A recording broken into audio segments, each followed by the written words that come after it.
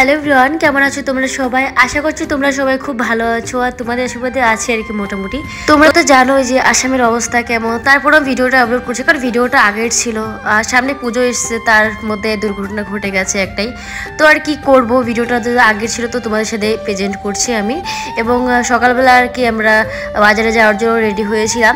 তো দুজনে তার আগে চা খেয়ে নিয়েছিলাম, আগের দিন রুটি ছিল সেগুলো হচ্ছে ভাজি করেছিলাম চায়ের সাথে খাওয়ার জন্য। ভিডিওটা তোমাদের সামনে শেয়ার করছি ঠিকই, কিন্তু মনের মধ্যে কোনো আনন্দ নেই, কোনো খুশি নেই। সেই মুহূর্তে ভালো লাগছিল, কিন্তু এখন কিন্তু শরীরটাও ভালো নেই আর মনটাও ভালো নেই। কতবার বলবো, জীবনটা আমাদের হলো, উপরওয়ালা আমাদেরকে দিয়ে যা করাবেন তাই হবে। আমরা চাইলেই তো পেয়ে যাব না, তিনি যা চাইবেন তাই আমাদের সাথে হবে। আজ আমি বর্মশাইয়ের প্রতিভায় গিয়েছিলাম বাজারে।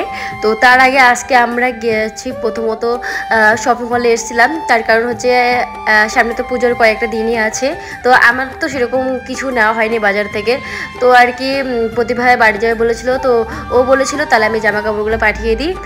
তো না, তার আগে বলেছিল যে টাকা দিয়ে দিই, ওরা কিনে নেবে। তো আমি বললাম যে কাউকে কিছু যদি জিনিস দিতে হয় ভালোবেসে, তাহলে হচ্ছে গিয়ে হাতে দিলে ভালো লাগে আর কি, নিজের পছন্দ করে দিলে।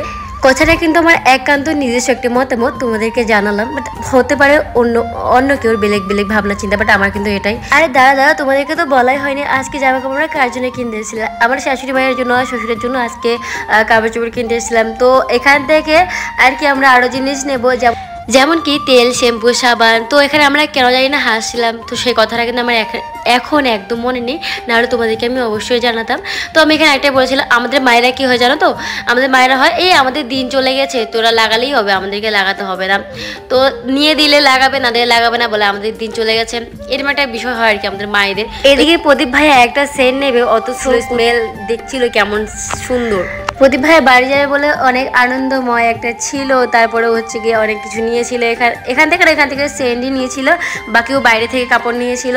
তো এখানে ওরা অনেকক্ষণ ধরে দেখছিল একটা সেন্টের বোতল নেবে, ততক্ষণ লাগছিল। বাট আমি এখানে অনেকক্ষণ দাঁড়িয়েছিলাম, পরে বিল পে করে আর কি আমরা বেরিয়ে গেছিলাম। আসার সময় আমরা হেঁটে এসেছিলাম, তো যাওয়ার সময় আমাদেরকে অটোতে যেতে হবে, তার কারণ আমাদের 2 ঘন্টার মধ্যে সব কিছু কমপ্লিট করতে হবে, বরং সে আবার কাজেও চলে যাবে। বাইরে থাকার অনেক প্রবলেম, বিশ্বাস করো। তো যেই মানুষ আমার সারাদিন লেগে যেত পুজোর কিছু কাপড় টুপড় কিনতে গেলে, মার জন্য বা বাবার জন্য সারাদিন আমি লাগিয়ে দিতাম, কিন্তু সেই মানুষের এখন 2 ঘন্টার মধ্যেই সব কিছু কমপ্লিট হয়ে যায়। বিশ্বাস করো, এটা আমি মানি যে সব সময় সবার সমান কাটে না, যখন আমার কম সময়ের মধ্যে অনেক কিছু কমপ্লিট করতে হয়। তো এখানে আমরা শাড়ি নেওয়ার জন্য আর কি এসেছিলাম দোকানটাতে, তো শাশুড়ি মায়ের জন্য। তো অনেক শাড়ি দেখার পর আমি ভাবলাম পুজোর শাড়ি বলে কথা, তাহলে একটু হলুদ কালার থাকবে না, এটা কি করে হয়।